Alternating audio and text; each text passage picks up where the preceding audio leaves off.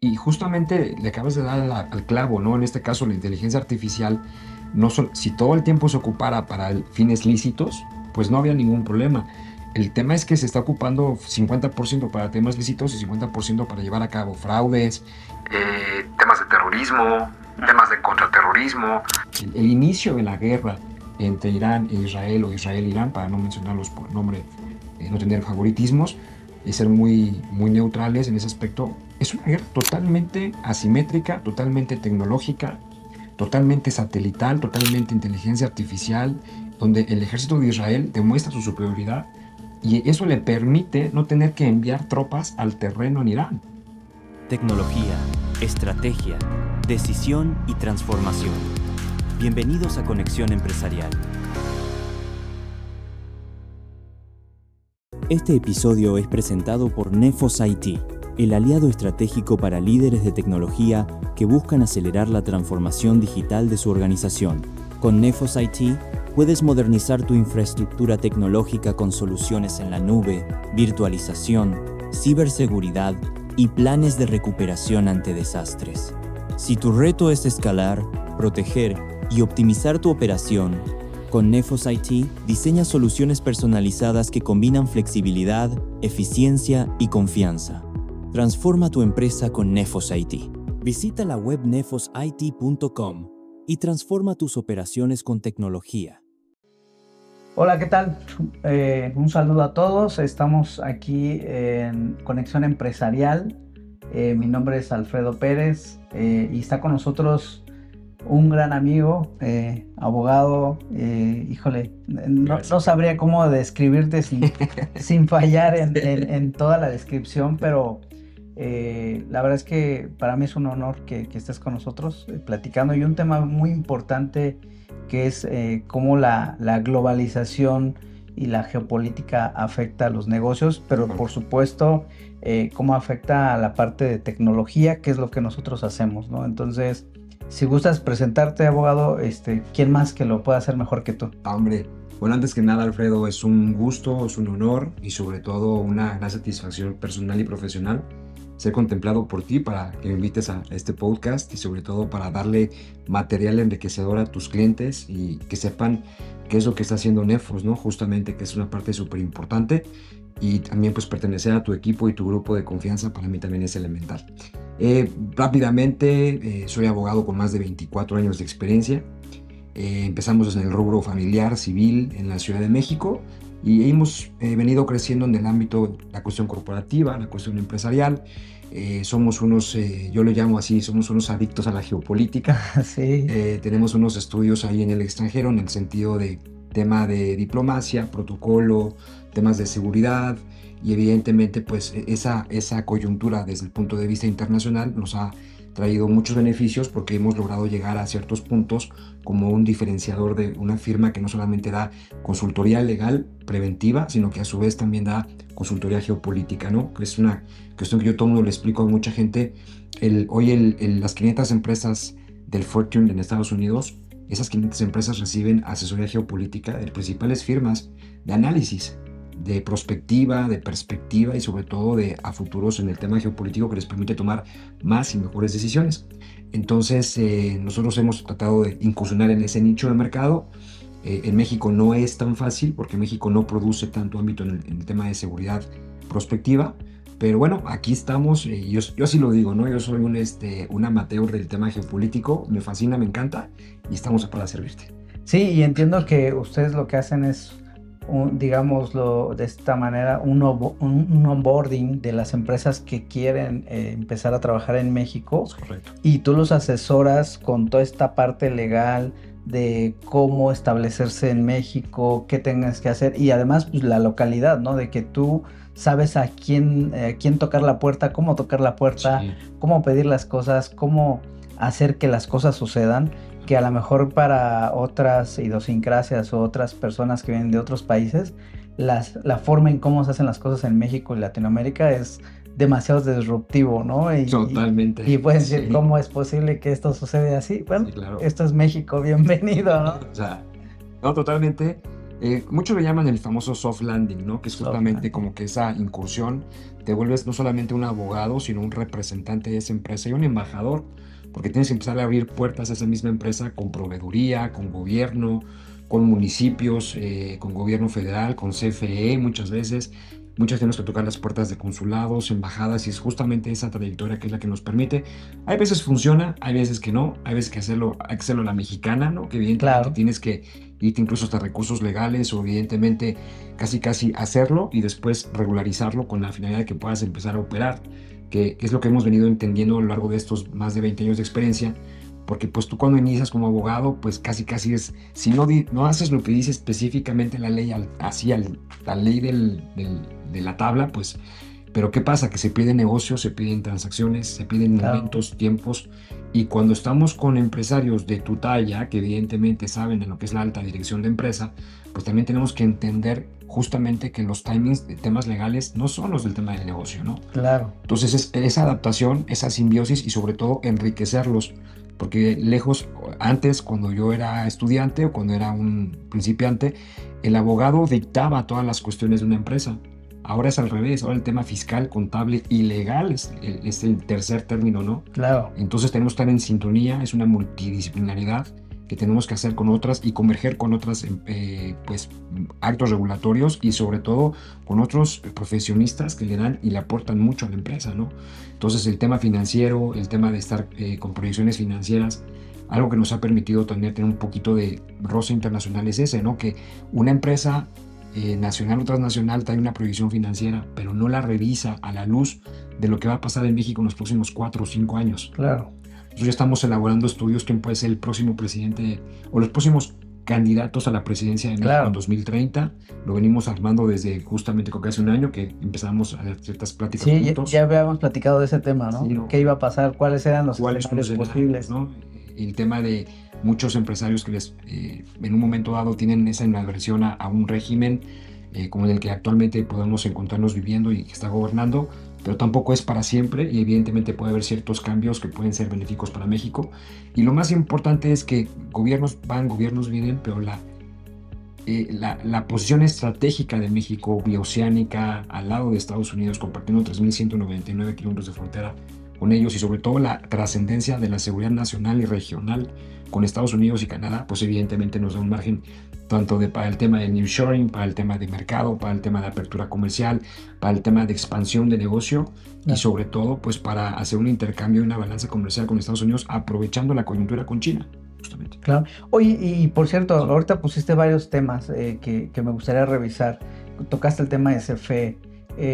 Para lo que nosotros hacemos, que son servicios en la nube, mucho se ha hablado que en Querétaro llegan empresas, ¿no? Como AWS, como Microsoft, incluso empresas chinas que llegan a poner centros de datos. Pero aquí hay algo bien curioso que es justamente se está complicando el tema de energía eléctrica. Correcto. No hay la suficiente energía eléctrica, es decir, ya se anunció con bombo y platillo y en la mañanera se habló, pero no hay la energía eléctrica suficiente para todos esos proyectos, ¿no? Es Y correcto. justo lo acabas de comentar. Pero también otro tema que me ha llamado mucho la atención, y si tú nos pudieras, con tu experiencia platicar, qué es lo que tú ves en la visión. El nearshoring hace 2 años era la salvación de México, era Claro. lo que nos iba a llevar a Crecer un crecer, 6, ¿no? 7%. Pero ya se diluyó, obviamente, pues, han cambiado muchas cosas de allá para En acá, muchos años. ¿no? Sí, Trump, China, sí. tantas cosas que han pasado. ¿Tú qué crees que va a pasar con el nearshoring? ¿Que ya esa oportunidad se nos escapó de las manos o crees que todavía se puede hacer algo al respecto? Porque viene la negociación de TLC Sí, el nuevamente, TMEC, claro. ¿no? ¿Tú crees que Trump, y sé que son muchas preguntas, pero son las que me vienen a la mente, Claro. ¿tú crees que Trump en algún momento ya va a bajar la guardia y va a dejar de empujar con todo esto al arancelario y que al final del día hace una fricción en los negocios internacionales? ¿Qué va a pasar con todo esto, no? ¿Tú qué crees que va a suceder? Híjole, es que estas preguntas nos dan para otros 2 programas completos, ¿no? Sí, por Entonces, supuesto. bueno, mira, para empezar, la primera tema respecto al tema de la luz, el tema de corriente eléctrica, energía eléctrica en Querétaro, Querétaro se ha desempeñado como un estado superatractor de inversiones y capitales extranjeros. Es, después del estado de Nuevo León, el estado que más atrae capital, en este caso para el tema de nearshoring justamente.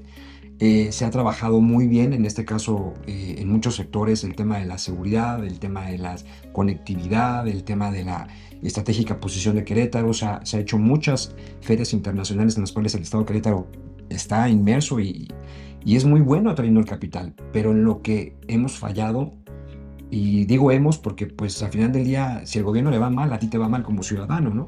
Es correcto. Tenemos que ser parte de ese problema y parte de la solución. Entonces, actualmente en la firma que tengo el gusto de representar, tenemos a varios clientes, tanto nacionales como transnacionales, en los cuales invirtieron en ciertos parques industriales propiamente en el estado de Querétaro, y hace 7 años que compraron, al día de hoy no tienen luz, no tienen KVAs. Y entonces viene una irresponsabilidad contractual, vienen incumplimientos contractuales, derivan obligaciones, incumplimiento de obligaciones, pero, ok, eso es lo legal, que es lo que decíamos hace rato, pero ¿cómo opera la empresa? Sí. Entonces, hoy una empresa, la cual tenemos el gusto de presentar, tiene más de 5,5 millones de un pasivo y de unos gastos indirectos por la compra de plantas tratadoras, en este caso que generan luz, el tema del diésel. Y entonces cuando hablamos del tema ecológico y el tema de 100% verdes y todo, pues bueno, al final del día, ¿de qué sirve si empresas que contrataron hace 7 años y decidieron invertir en México y propiamente en Querétaro no tienen luz? Entonces es un problema abismal. Hay muchos lugares en México donde incluso los parques industriales se anuncian y su gran diferenciador es sí tenemos cablas, ¿no? Sí tenemos energía, aquí sí hay. Es el caso, ¿no? Entonces, es una coyuntura muy complicada donde tenemos que ir ayudando a los empresarios, porque al final del día Querétaro también ofrece otras virtudes y otras bonanzas muy importantes que quizás el estado de Guanajuato, San Luis Potosí, mismo Jalisco, no generan, no propician. Sí, totalmente. Entonces, existe una paz social, existe una paz, una seguridad muy importante que muchas veces también, pues puedes tener luz, pero si no tienes seguridad, no puedes producir. Es correcto. Entonces, ese es un tema muy importante. Y esto lo auno con parte de tu pregunta referente al tema de Trump. Mira, algo que me gusta a mí explicarle a mucha gente es la manera en la cual Trump asume la presidencia de Estados Unidos. La asume con 3 vicisitudes y con 3 déficits muy importantes. Un déficit comercial con China impresionante. Es decir, tú puedes ir a cualquier Walmart de Estados Unidos y más del 90% de productos son hechos en China. Sí. ¿No? Entonces, ¿qué encontramos? Que los gobiernos demócratas se entregaron de manera absolutista a un intercambio y una balanza comercial con China. Si hacemos un análisis histórico desde 1960 a 1970, durante la administración de Richard Nixon, y fueron cómo tuvieron que hacer una división, una segmentación en la cual tenían que elegir: optamos por encumbrar a la República Popular de China para que se distancie de la URSS, o apoyamos a la URSS para que la URSS sucumba y se elija un nuevo estado, ¿no? Que es la Federación Rusa. Entonces, vemos cómo las jugadas y trastoques geopolíticos desde 1960 a 1970 tienen repercusión el día de hoy. Estábamos analizando el fin de semana una entrevista que le hacen a Alastair Crooke. Él fue miembro de los miembros de inteligencia de Gran Bretaña, y en 1996 escribió un libro que se llama El ajedrez, o el tablero de ajedrez geopolítico. Y desde 1996 él advertía justamente los escenarios posibles, lo que ocurre en Ucrania, lo que ocurre con la República Popular de China, Rusia, y todas las amenazas indirectas y directas por parte de estados-nación como la India, Pakistán, Israel, Afganistán, Irán. Entonces, BRICS, básicamente. Exacto, ¿no? Entonces, todo eso lo veíamos desenvolverse, pero pues cuando uno lo leía en el 96, digo, pues yo ni por aquí, ¿no? Y ahora que lo lees, te das cuenta cómo en los tableros de ajedrez se van acomodando desde mucho tiempo atrás. Claro. Entonces, en relación a la respuesta directa, es: Trump recibe a un Estados Unidos entregado más al ala totalmente de China. Tiene que hacer completamente desconexiones que, si no las hace el día de hoy, ya no las va a poder hacer el día de mañana. Correcto. Me gustaría precisar y citar, en este caso, la DNI en Estados Unidos es la Dirección de Inteligencia Nacional. Es auspiciada, o en este caso es enarbolada por el Ministerio de Defensa o la Secretaría de Defensa de Estados Unidos, y cada 2 años emite un estudio analítico de cuáles son los riesgos para la seguridad nacional, regional y hemisférica de Estados Unidos. Y cuando tú lees ese documento, entiendes por qué Trump tiene que estar haciendo lo que está haciendo. Sí. No es que sea per se Trump haya sido el presidente que haya sido. De hecho, ya en los últimos años de Biden ya empezaba esa inadversión con el tema de Huawei, por ejemplo, con ciertas restricciones con el tema de TikTok, cuestiones relacionadas con el tema de regulación de inteligencia artificial por parte de China en Estados Unidos, Claro. con ciertas bans que le hacen a ciertas empresas chinas en el mercado bursátil de Estados Unidos. Es decir, ya sembraban los matices, pero lo que está haciendo Trump es totalmente radical porque no tiene todo el tiempo del mundo. Sí. Aquí vamos a hablar un poco del tema de inteligencia artificial y nos daremos cuenta que la inteligencia artificial tiene una metodología, una métrica y sobre todo una evolución mucho más rápida, mucho más violenta que el cambio climático, por ejemplo, ¿no? Totalmente, totalmente. Recuerdo hace poco se hablaba de justamente de cómo la inteligencia de ChatGPT se pobló muy rápido. Sí, claro. Pero a los 2 años o menos resulta que China hizo su propia inteligencia artificial Sí. con la propia inteligencia artificial, claro, ¿no? código abierto. Exacto, entonces la velocidad a la que se está moviendo esto es impresionante, Impresionante. que apenas uno está reaccionando, ¿no? A Claro. entender las cosas y de repente ya te dicen, ya hay esto, ya existe el otro. Hoy puedes ver cómo la gente lo está utilizando para hacer videos, campañas, hasta fraudes. Claro. Sí, Que ese es algo bien grave, ¿no? Claro. Ya ha pasado Sí, claro. el tema de fraudes cibernéticos por medio de inteligencia artificial. Es correcto. Sí, y justamente le acabas de dar al clavo, ¿no? En este caso, la inteligencia artificial, si todo el tiempo se ocupara para fines lícitos, pues no había ningún problema. El tema es que se está ocupando 50% para temas lícitos y 50% para llevar a cabo fraudes, temas de terrorismo, temas de contraterrorismo. Lo que acabamos de ver ahorita justamente en la guerra de los 12 días, el inicio de la guerra entre Irán e Israel o Israel-Irán, para no mencionarlos por nombre, no tener favoritismos, ser muy, muy neutrales en ese aspecto. Es una guerra totalmente asimétrica, totalmente tecnológica, totalmente satelital, totalmente inteligencia artificial, donde el ejército de Israel demuestra su superioridad y eso le permite no tener que enviar tropas al terreno en Irán. Claro, Que sería un Vietnam totalmente para su ejército. Si en Gaza tuvieron problemas, si en Siria no quisieron entrar, imagínate Irán, ¿no? Que lo tiene todavía más lejano en sus fronteras. Entonces, regresando un poquito al tema de México, yo creo que Trump tuvo que ser muy duro porque los gobiernos previos de México, y hablo de la administración López Obrador y de Enrique Peña Nieto, sí quisieron tener acercamientos y roces con la República Popular de China, intentaron hacer negocios como el tren de, me parece Querétaro. que es el de Querétaro y el de Toluca, ¿no? Me parece. Y evidentemente hay también por ahí el proyecto Dragon en Quintana Roo. Es correcto. Algo así, Sí. Red Dragon, no me acuerdo cómo se llama, Red Dragon, una cosa así. Fueron suspendidos. ¿Por qué? Porque Estados Unidos no puede tolerar que dentro de su esfera de seguridad regional, que es México, México se entregue a los brazos de China.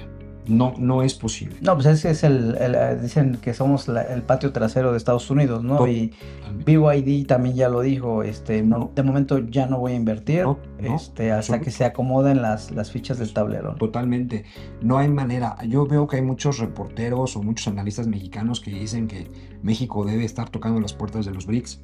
Justamente esta semana se reunieron en Río de Janeiro, en la cumbre de los BRICS. No vino Xi Jinping, lo cual en primer lugar llama la atención. Y en segundo lugar, pues bueno, creo que al menos la administración de México ya entendió que la presidenta no puede ir a esas cumbres. Diplomáticamente y consularmente, pues evidentemente por protocolo tienes que enviar al ministro de Relaciones Exteriores. Sí, un representante. Pero al final del día también a Estados Unidos no le gusta.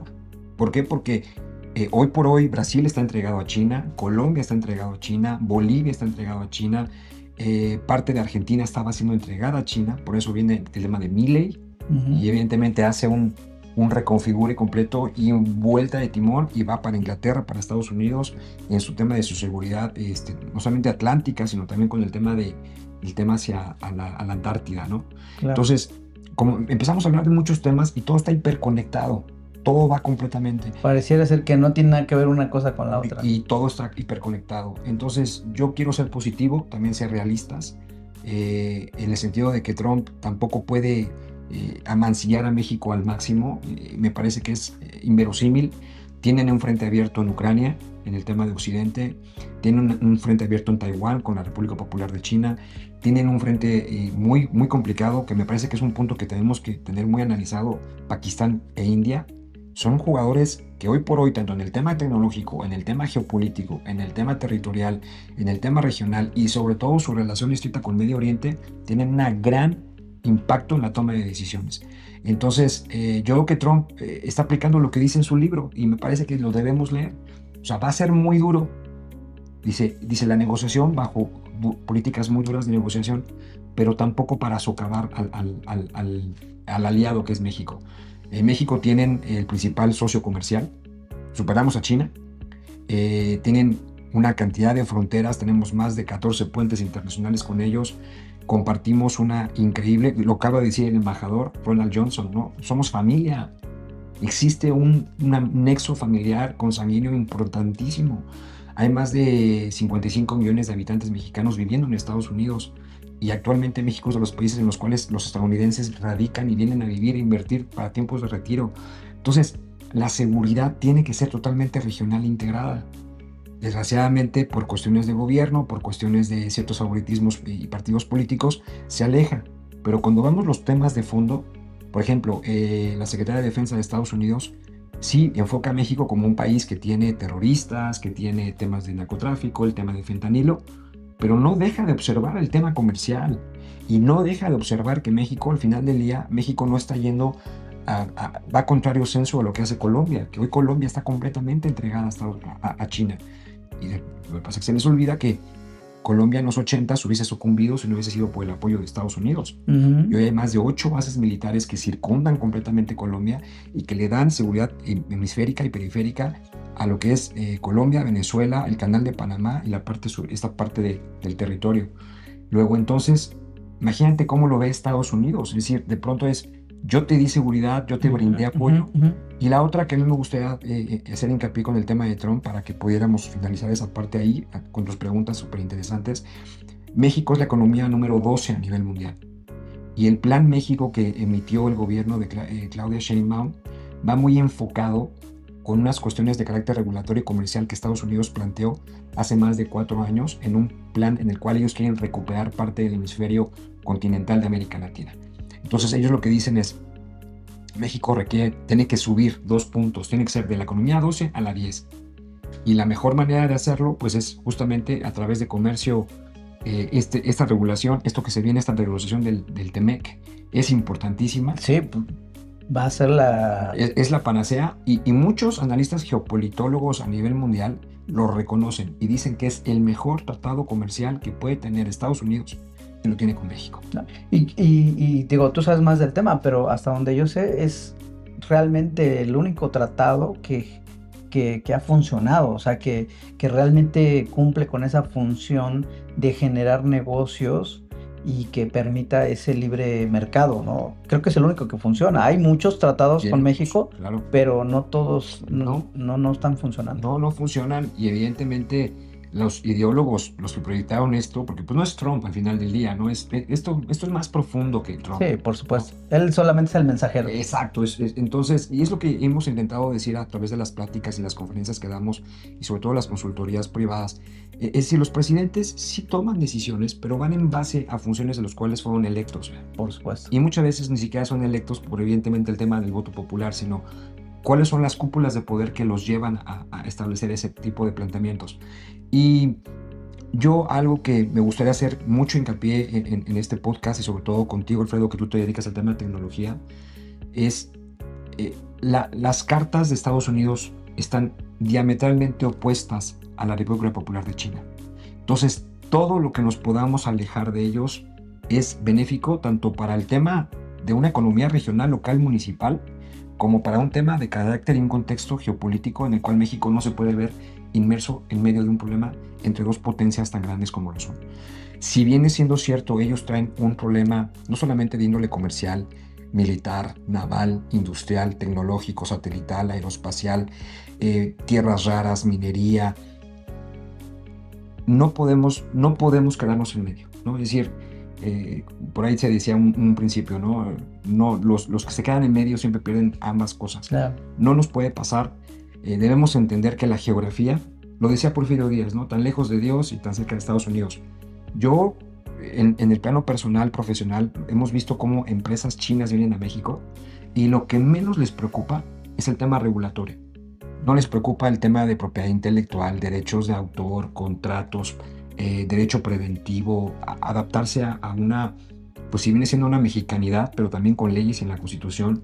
No les preocupa. Lo único que les preocupa es poder vender más y vender más barato. Y si ellos tienen que destrozar nuestra economía local, regional para hacerlo, no les importa. Que eso es peligroso. Totalmente. Totalmente, porque al final del día, ahorita se está viendo esta parte de las marcas chinas que están entrando a México y la gente está emocionada comprándose sus autos, pero es como que algo tarde o temprano se va a revertir en el tema del empleo. Es correcto. ¿No? Es correcto. Sí.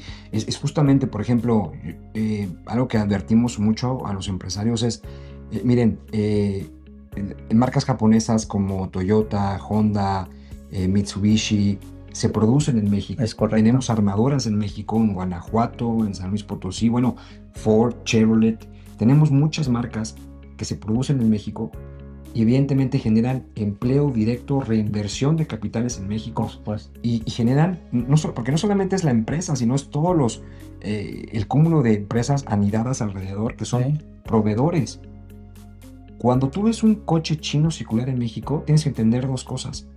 Ese coche no se produjo en México. O sea, ya le quitó trabajo a un mexicano. Es correcto. Segundo, los impuestos, pues no sé cómo los habrán pagado. Y tercera, no hay reinversión. Es correcto. Ese dinero se va, se fuga. Entonces, a mí, honestamente, como mexicano, tú sabes que yo amo mi nación, somos pro México. Sí. Me da mucho coraje porque al japonés le costó mucho trabajo, muchos años, venir a México, confiar en México, adaptar una ingeniería, sobre todo, y capacitar, y ahora también que él reconozca que el mexicano tiene incluso mejor aplicación de ingeniería que japoneses, alemanes o que el mexicano le puede competir a cualquiera en el mundo.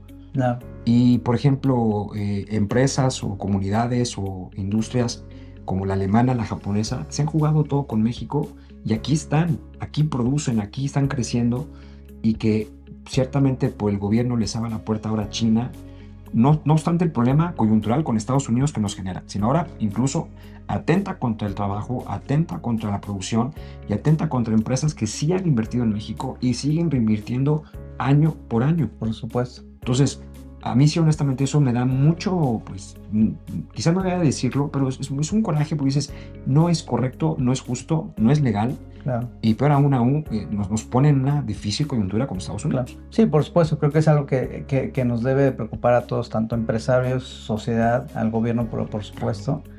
¿Y qué crees que va a pasar con el nearshoring? ¿Realmente va a suceder, no va a suceder? ¿Sí existe toda esa oportunidad o ya se nos fue?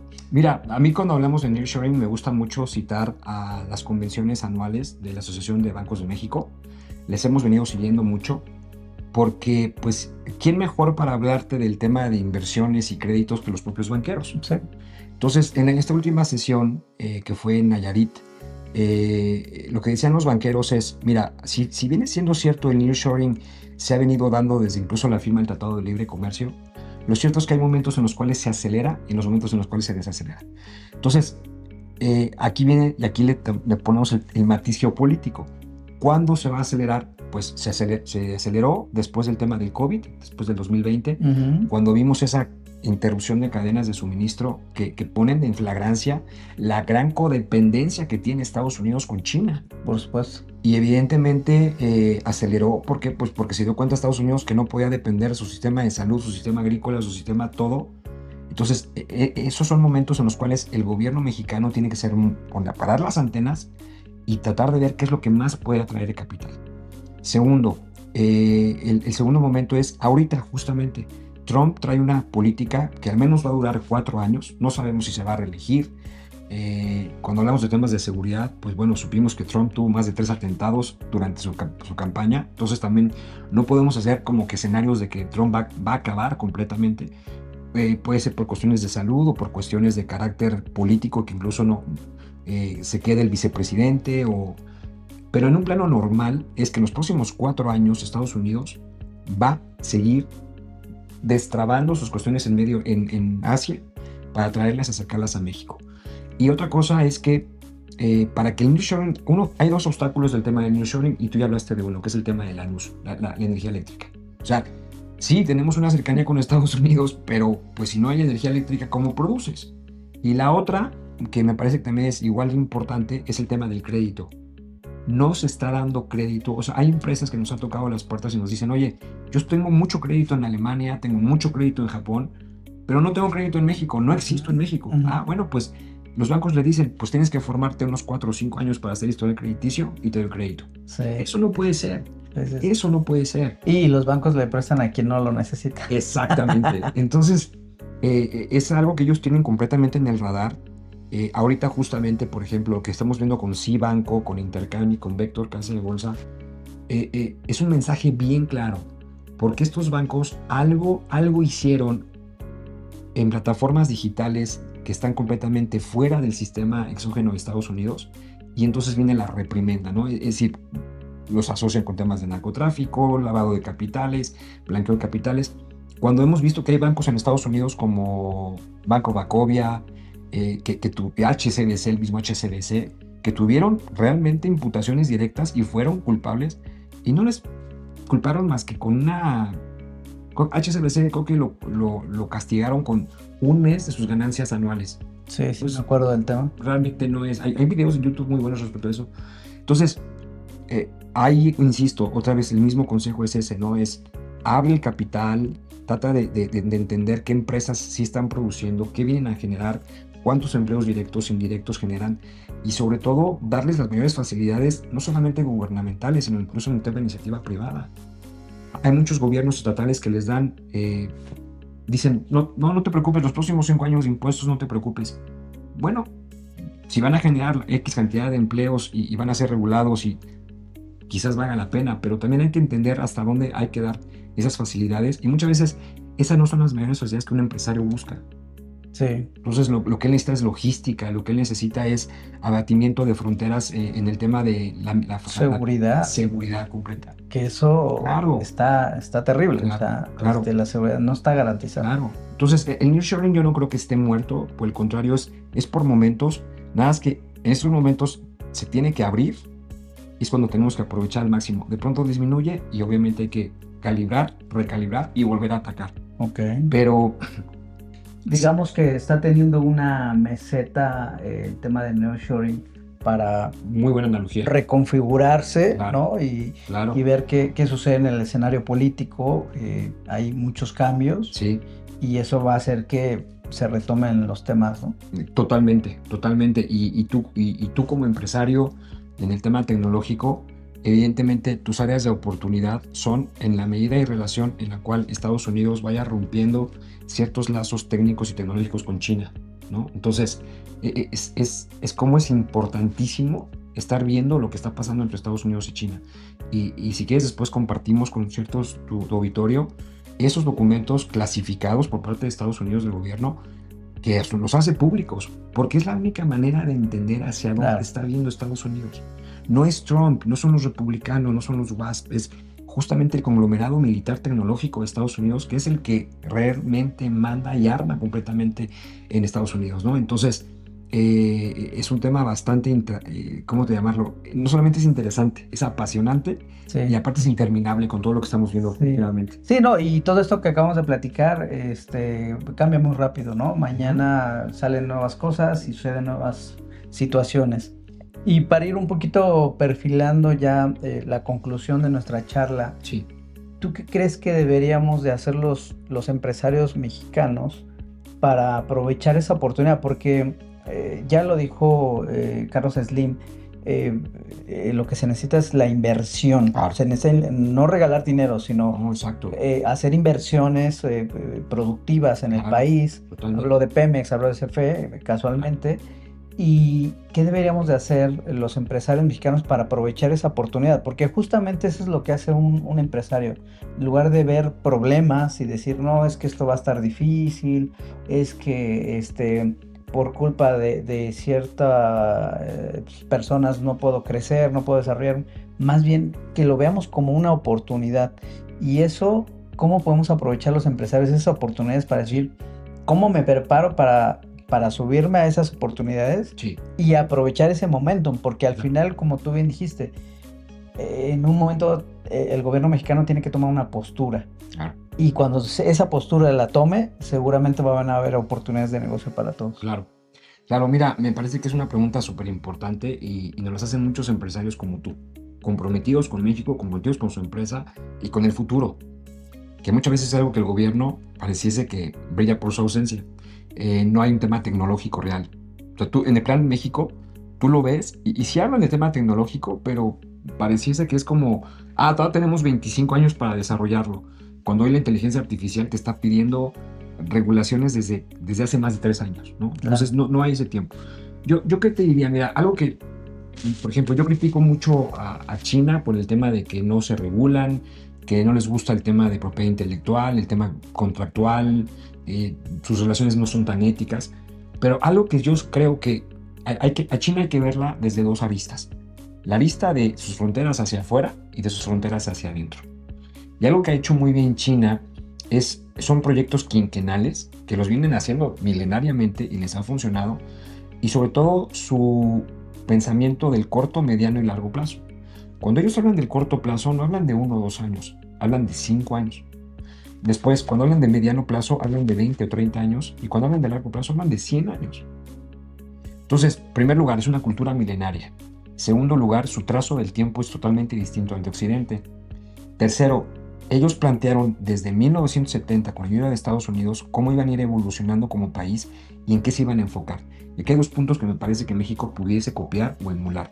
Número uno es en un diseño en el cual las empresas permitan invertir y desarrollar completamente talento humano, inviertan en ese talento humano, pero que ese talento humano también se comprometa a quedarse en México. Es correcto. Eso es importantísimo. Y la segunda es las pymes. Si algo hizo China para hacer lo que es hoy, son las pymes. Y hoy en México no tenemos, antes había, en la época de Peña Nieto había el Instituto Nacional del Emprendedor, dejó de existir. Hoy no, quizás soy un neófito en el tema, pero no veo que haya una figura similar. ¿No? No sé si funcionó con Peña Nieto, pero al menos existía. Hoy creo que ni existe. Totalmente. Y dijiste una cosa bien importante, como lo dijo Carlos Slim. Al final del día, no se trata de estar mandando cheques mensuales por no hacer nada. Es mejor, haz algo que genere y entonces quizás ahí valga la pena hacer la inversión. El tema de las pymes es importantísimo y aquí vuelve a jugar un rol el tema de los bancos. No tenemos una banca nacional. Banco Azteca no está prestándole a las pymes, no está involucrado en eso. Yo no veo a ningún otro banco que esté involucrado con el tema de desarrollo de pymes. Yo lo que muchas veces digo y causa un poco de risa en las conferencias es menos TikTok y más Shark Tank, ¿no? Creo que si tú ves una hora de Shark Tank al día, te das cuenta precios, precio neto, ganancia neta, ganancia real, pérdidas, merma, otra forma de pensamiento completa, ¿no? Claro. Entonces, creo que eso es lo que tenemos que estar enseñando desde primaria. Desde primaria. Nuestro tema educativo tiene que cambiar. Yo lo estoy convencido y soy un fiel crítico de que el sistema en el cual se enseñan las matemáticas en México están diseñadas completamente para que el alumno fracase en matemáticas. Entonces, si fracasa en matemáticas desde primaria, ¿qué va a pasar en secundaria y prepa cuando tenga que llevar a cabo?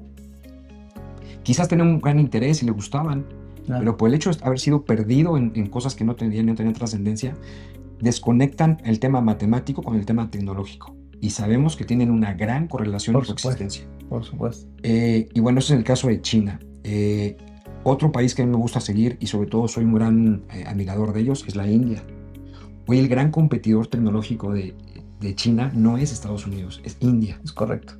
Y en India están pasando cosas muy interesantes. Traigo ahí unas cifras que son bien importantes. No las leo para que no tarde un poquito más, pero me parece que podemos compartirlas también. Claro. En India están llevando a cabo el verdadero desarrollo de inteligencia artificial tanto privado como público. Entonces están intentando encontrar una simbiosis correcta en la cual tanto los privados sean los que aporten completamente a base de principios, que compartimos muchos principios con los hindúes o con los países habitantes de la India, y el otro es que evidentemente es una tecnología de punta que le puede competir a cualquiera y en la cual México no tiene un acercamiento. Se cree que India, por estar en los BRICS, evidentemente ya no hay que tocarlo, pero creo que México ha tenido más roces con China que con India y no nos damos cuenta que la geopolítica y la geoestrategia de India va completamente separada de China, porque la coyuntura, la geografía, la ubicación geográfica de la India le permite jugar, como es el caso de Turquía, puede jugar doble todos los días y no le pasa nada, porque al final del día tiene los estrechos de Hormuz, de Malaca, tiene en sus aristas las rutas comerciales marítimas, su conexión completamente con Medio Oriente, su conexión hacia Asia. Es decir, es un país rico, cultural, milenario, comercial, tecnológico y en tema de educación. Claro. Con muchos problemas, por supuesto, el tema de la sobrepoblación, ya sobrepasan más de 1.5 millones de habitantes, pero al final del día es un país que ha invertido mucho en el tema educativo, mucha matemática, muchas finanzas y sobre todo mucha tecnología. Sí, y como tú bien dices, nadie lo está volteando a ver. De hecho, Trump no dice nada al respecto y ellos de manera muy silenciosa, muy Sí, como que nadie me está viendo, sí, es correcto. están haciendo cosas también muy grandes, muy interesantes. Y como tú dices, y tal vez me atrevería a decir que tienen lo mejor de dos mundos, ¿no? Es correcto. Entonces, creo que sí, puede ser una muy buena postura, ¿no? De apostarle hacia allá. Claro. Y ya por último, otros dos que me gustan mucho es el tema del hecho en México. Hemos Sí. perdido el hecho en México, Es correcto. ¿no? ¿Desde dónde compras? ¿A quién le compras? El tema del ecosistema regional comercial es algo que hizo que México fuera un país rico en costumbres, desde alimentación, cultura, música, idiosincrasia, y se ha perdido, ¿no? Por eso el tema de la globalización y esas cuestiones. Pero México por eso también permea, siendo un país milenario, con una cultura milenaria, el tema de mayas, toltecas, aztecas, zapotecas, mixtecas, los propios yaquis. Es decir, México culturalmente es un país que era regionalmente dividido con ciertas partes y hoy mismo sigue creciendo a diferente escala y diferente métrica. Pero el hecho en México es algo que nos une a todos, porque si algo sabe ser el mexicano es trabajar y trabajar bien. Claro, claro. Entonces, yo siempre he sostenido, ¿no? Si México somos la economía número 12 y tenemos narcotráfico y corrupción, imagínate que nos quitaran uno solo, Claro, ¿no? totalmente. Y yo creo que esa es la apuesta de la administración Trump con la nueva designación del embajador Ronald Johnson, es atacar la inseguridad, eliminarla de raíz, si es posible. Digo, suena quimera. Sí, porque al final, te digo, inseguridad también existe en Estados Unidos, Claro. ¿no? Narcotráfico también existe Claro, en Estados total. Unidos. Yo le decía ahí a un amigo empresario, o sea, es que las drogas no llegan por FedEx, ¿no? O quién sabe, pero al final del día sí existe. Hay antecedentes en UPS que sí llegaban las drogas a través de los camiones cafés de UPS. Sí existen los Sí, antecedentes sí, sí. en la corte de Nueva York. Totalmente de acuerdo. Pero algo que sucede es que permitan que el país crezca, se desarrolle. Claro, Entonces, ¿qué pasa, por ejemplo, en estados como Querétaro, San Luis Potosí, Nuevo León? Cuando hay paz social, la incidencia criminal baja y evidentemente la productividad sube, ¿no? correcto. Entonces hay una proporción totalmente diametral directa. Y la otra es que me parece que algo que dice Carlos Slim es el empresario le tiene que entrar. No. Por ejemplo, es inadmisible, inaudito, que las principales universidades privadas de México no están generando inteligencia artificial, no están metidas en el tema del desarrollo, pero es que no es de hoy, es de toda la vida. Ya vamos tarde. La UNAM y el POLI son los principales polos de desarrollo de ingeniería en México. Bueno, pues entonces hay que invertirles a ellos, Claro. ¿no? Entonces, la U de Nuevo León, la UDG, cualquier universidad estatal que tienen buenos niveles, eso se tiene que invertir, donde el empresario, el banquero, el gobernante tienen que enfocar completamente sus baterías. Y la otra, me parece que ya de estar muy conscientes, ¿no? Que si no invertimos en tecnología y no estamos ahí, no solamente atentamos contra el desarrollo regional mexicano, sino contra nuestra propia seguridad nacional. Y nuestro propio futuro como país. Totalmente. ¿No? Es realidad. Yo creo que no podemos quedarnos a esperar a que un milagro suceda, ¿no? Me quedo mucho con esta idea de que los mexicanos tenemos que voltear a ver a México. Correcto. El consumo interno. Hoy en día yo escucho mucho a los empresarios y sobre todo las grandes empresas que no, es que mejor cómpralo con una empresa de Estados Unidos, de Alemania, porque es mejor, ¿no? ¿Por qué? Porque ya tenemos esa idea de que lo que está hecho en México está mal hecho. Mal hecho. Y así sucedió con China. Por mucho tiempo tú comprabas algo chino y estaba mal hecho. Sí. Hoy en día eso ha cambiado, Claro. y hay cosas muy buenas hechas en China. Claro. Pero si ellos lo pudieron hacer, creo que también México lo podemos hacer. Totalmente. Hay empresas muy exitosas, ¿no? Que se han globalizado, ¿no? Como Bimbo, como Grupo Modelo, que están haciendo bien las cosas. Claro. Entonces, creo que sí hay un potencial dentro de México, pero hay que creérnosla. Claro. Porque esa es la clave. Claro. Creérnosla y decir, voy a apostar por empresas mexicanas. Claro. Y el consumo interno. Claro. Porque de otra manera estamos en riesgo todos. Totalmente. Y por ejemplo, mira, algo sucede en México, y eso lo he venido hablando con varios empresarios y con ciertos directores nacionales a los cuales somos abogados. Algo sucede en México que es que no será en cualquier parte. Entonces es algo muy importante ahorita, ¿no? O sea, igual compras a los alemanes, pero ¿qué crees? Los alemanes lo están produciendo en México. Entonces, aunque se lo compres a un alemán en México, eso genera derrama económica en México. Pues, sí. Porque el alemán está comprometido, el alemán cada vez invierte más en México, es el tercer o cuarto país que más invierte después de Estados Unidos en México.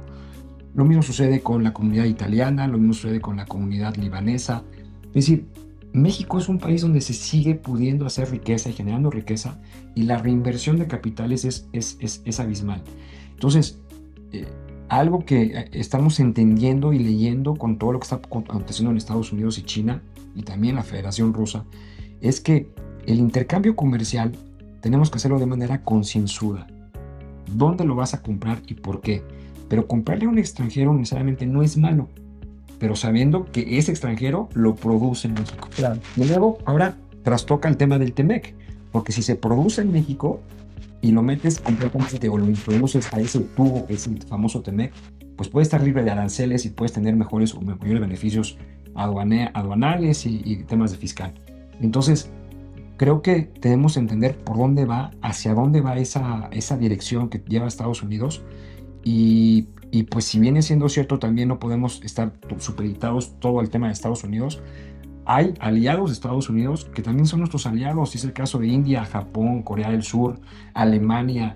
Es decir, ya estamos hablando de 4 países con que podemos hacer más y mejores negocios. Claro. Y no lo estamos haciendo. Sí, por supuesto, hay que aprovechar esas oportunidades. Claro, esas alianzas. Pues se nos fue el tiempo rapidísimo, y como tú dices, hay para platicar mucho, ¿no? Del tema. Claro. Te agradezco tu tiempo, Rodrigo. Sí. La verdad es que es un placer siempre platicar contigo. Es un honor. Yo siempre que estoy contigo aprendo algo, y de verdad que gracias. Yo aprendo. Y esperemos que sea la primera de muchas pláticas que tengamos. Muchas gracias. Para compartir esta información que se me hace muy valiosa. Claro. Que los empresarios hoy en día tengamos una claridad de cómo aprovechar las oportunidades, ¿no? Claro. No tanto, yo luego le digo a mi equipo de trabajo no te preocupes, ocúpate. Porque la preocupación no se vende, ni con eso comemos. Sí, eso es correcto. Ocupémonos y hay que tomar acción, ¿no? Y por eso este podcast decimos ponerle conexión empresarial, porque justo es esa conexión con las cosas y entender que nada es aislado y todo tiene una razón de ser. Es correcto. No, pues yo maravillado por tu invitación, estar contigo es un honor, te lo dije en un principio, y sobre todo empresarios como tú, que sabemos su historia, su trayectoria, y que están comprometidos no solo con su empresa, sino con su entorno y sobre todo con México, que es lo más importante. Gracias, Rodri. Gracias a ti. Un placer. Gracias a ti. Antes de despedirnos, queremos agradecer a Nefos IT por hacer posible este episodio. Si necesitas una infraestructura segura, moderna y preparada para el futuro, conoce sus soluciones en nube híbrida, virtualización y recuperación ante desastres. Visita la web nefosit.com y transforma tus operaciones con tecnología. Gracias nuevamente por acompañarnos en este episodio de Conexión Empresarial.